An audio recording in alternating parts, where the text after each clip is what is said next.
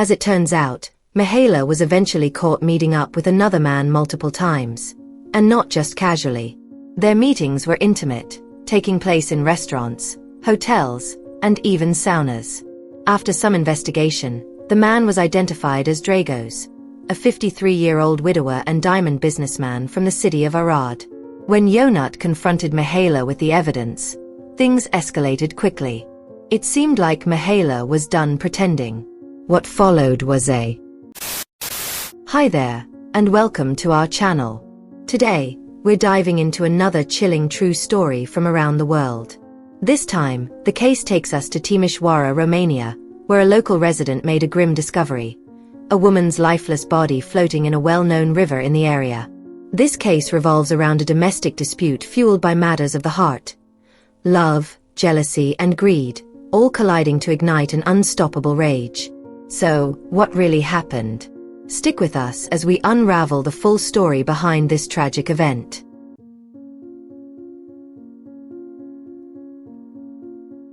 Before we dive into the story, don't forget to like, comment, and subscribe.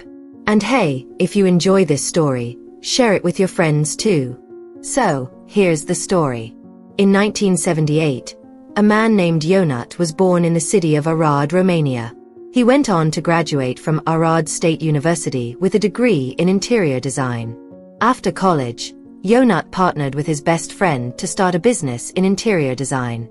They pooled their funds and gave it a shot, but things didn't last long. After just 1 year, the business fell apart. His friend betrayed him and ran off with their money. Heartbroken but determined, Yonat decided to move on. He applied for a scholarship and managed to get into a master's program at the same university. During his master's studies, Yonat met a beautiful woman named Florentina in one of his classes. What started as a friendship quickly grew into something more. Florentina believed in him and even used her savings to help Yonat restart his interior design business. This time, the venture took off. By the time they graduated, the two were inseparable. In 2006, Yonat and Florentina tied the knot. He was 28, and she was 27. Starting out, it was just the two of them running the business in Arad, but as their client base grew, they began hiring employees. Their hard work and teamwork paid off, and Yonat often referred to Florentina as his saving angel, grateful for her unwavering support and understanding. But while their business thrived, their journey to start a family didn't go as smoothly. Doctors discovered that Florentina had fertility issues, and after years of trying various treatments, they still couldn't conceive. In 2014, after 8 years of marriage, Florentina made a shocking suggestion. She told Yonat to marry another woman so he could have children. Yonat was devastated by the idea and flatly refused. He loved Florentina deeply and couldn't imagine life without her. Instead, he proposed alternatives: adopting a child or pursuing IVF treatments. He assured Florentina that no matter what, they would face the challenges together. With Yonat's reassurances, Florentina finally felt optimistic that her husband was committed to staying by her side. Starting in 2014, she decided to step away from their interior design business, leaving Yonat to run it with their growing team of employees. Florentina wanted to focus on their dream of having a child, so she stayed home and began consulting doctors about IVF. One doctor recommended she undergo treatment in California, citing advanced technology and better success rates. Despite the steep costs, Florentina and Yonat made several trips to the US to begin the process. At first, it was a struggle. There were multiple failed attempts, and Florentina had to travel back and forth to America while Yonat stayed behind to manage their business in Romania. By June 2015, after nearly a year of trying, the program finally worked. Florentina returned to Romania with incredible news. She was 7 weeks pregnant, and the baby was healthy. But her joy was short-lived. Before she could share the news, Yonat dropped a bombshell. He confessed that for the past 3 months, he had been in love with another woman, a young secretary named Mihaela who had recently started working at their office. Mihaela was only 18, an orphan, and apparently the new center of Yonat's attention. Florentina was devastated. She begged Yonat not to leave her, reminding him of their 9 years of marriage and her pregnancy. But his response was cold. It's too late. He told her he no longer wanted children from an IVF program, offering weak excuses to justify his decision. By July 2015, Yonat had packed up all his belongings and left their home. Florentina was left heartbroken, crying as she watched him walk away. To make matters worse, Yonat not only abandoned her but also vacated their office, moving the business to Timișoara, Mihaila's hometown. For 2 months, Florentina heard nothing from him. Then, in September 2015, a lawyer showed up at her door with divorce papers.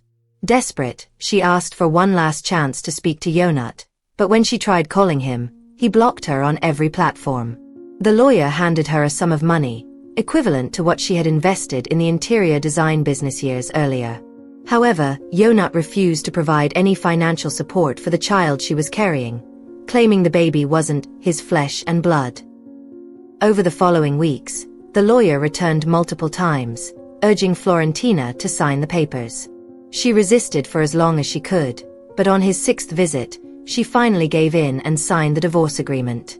Long story short, on November 16, 2015, Yonat tied the knot with his new girlfriend Mihaela in Timișoara. The wedding was extravagant, though plenty of guests whispered about their age gap. Yonat was 37, and Mihaela was just 18. But they didn't seem to care. They were in love and determined to be happy. For a while, life seemed picture-perfect. The couple welcomed 2 sons, one in 2017 and another in 2019. Yonat's business flourished, and they traveled the world together. Mihaela was living a life of luxury, with a mansion in Timișoara and frequent shopping trips to America. It was the kind of life most people could only dream of. But after the birth of their 2nd son, things began to change. Mihaela started spending less and less time at home.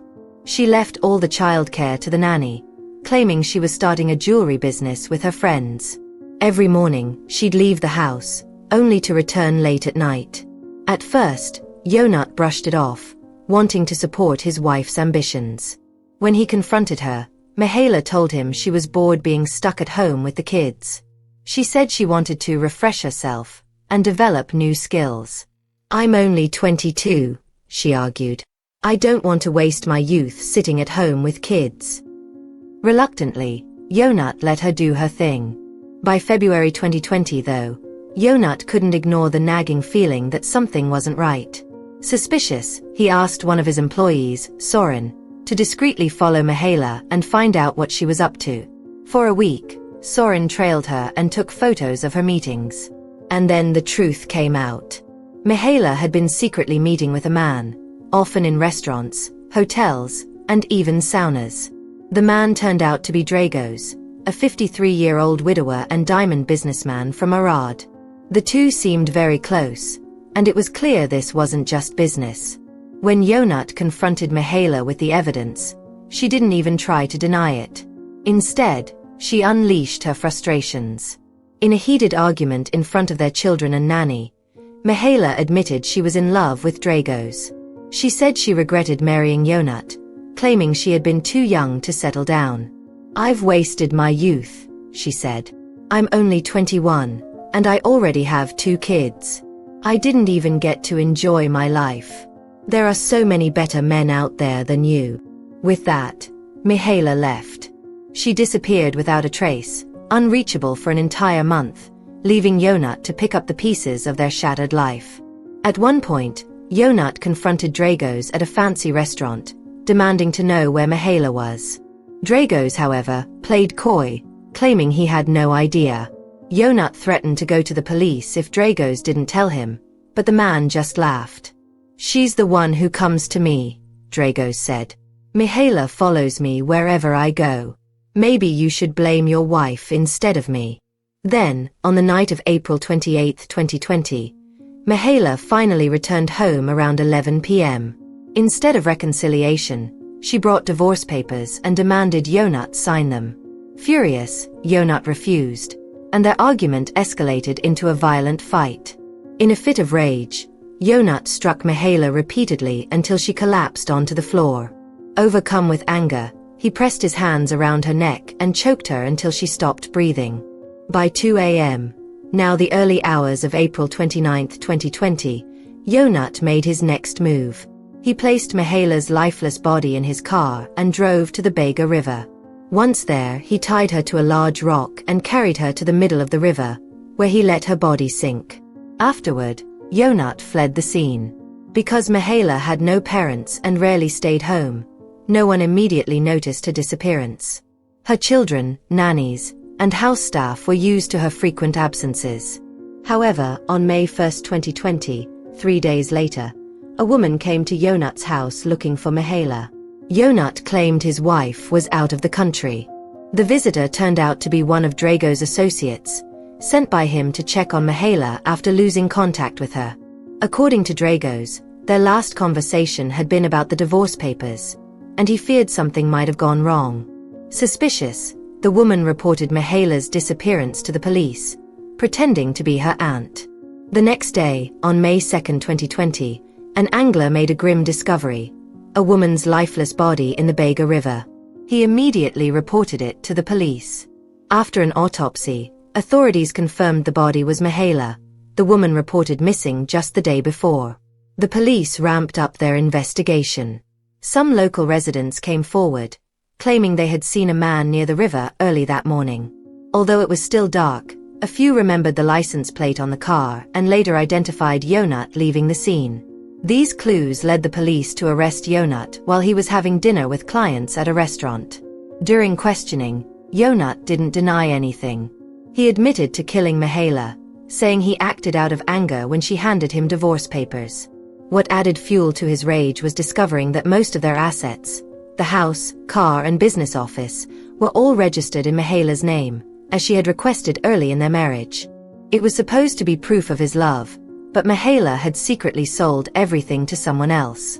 By the time of the confrontation, Yonat had run out of money. Since Yonat had no living parents, his 2 young sons were placed in an orphanage managed by the Timisoara local government.